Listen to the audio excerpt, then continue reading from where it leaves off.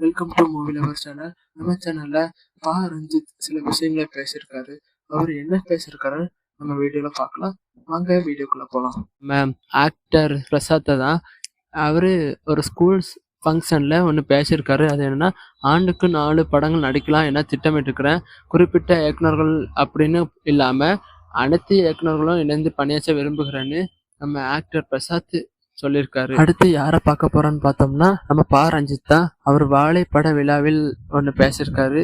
அது என்னன்னா, வாய்ப்பு கிடைக்கும் போதெல்லாம் எங்களை ட்ரோல் பண்றாங்க. சின்ன வயசுல இருந்தே பிரச்சனைகளை பார்த்து பார்த்து வளர்ந்து வந்திருக்கோம். இதெல்லாம் எங்களுக்கு ஒரு சாதாரணம் அப்படின்னு பேசியிருக்காரு. ரஞ்சித் ஒன்று பேசியிருக்காரு. அது என்னன்னா, ஒரு டைரக்டர், அவரை எனக்கு ரொம்ப பிடிக்கும். அவர் என்னோட படத்தை பார்த்துட்டாரு. ஆனா உன் படம் பார்த்துட்டேன்னு கூட சொல்ல மாட்டாரு. ஆனா அந்த இயக்குனரையே உட்கார வைத்து வாழைப்படத்தை பார்க்க வைத்து இதை பற்றி பேசவும் வைத்துள்ளார் என மாரி செல்வராஜ் அப்படின்னு சொல்லியிருக்காரு. ஆனா அந்த டைரக்டர் யாருன்னு இன்னொருக்கு மென்ஷன் பண்ணல. யாரா இருக்குன்னு உங்களுக்கு தோணுச்சுன்னா என் கமெண்ட் செக்ஷன்ல கமெண்ட் பண்ணுங்க. யாரை பார்க்க போறோன்னு பார்த்தீங்கன்னா, நம்ம ரஞ்சித் நான் பேச வைக்கும் படம் தான் தங்கலான் அப்படின்னு சொல்லியிருக்காங்க. அது என்னன்னா, தங்கலான் திரைப்படம் முக்கியமான விவாதத்தை தமிழ் சமூகத்தில் ஏற்படுத்தியுள்ளது. சந்தோஷமாக இருக்கிறது.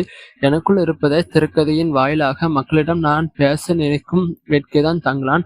இப்படத்தில் வெற்றி எனக்கு மிகப்பெரிய உற்சாகத்தை கொண்டுள்ளது அப்படின்னு ரஞ்சித் பேசியிருக்காரு. அடுத்த வீடியோல மீட் பண்றேன். இப்போ உங்களிடமிருந்து விடைபெறுவது உங்கள் மூவி லவர்.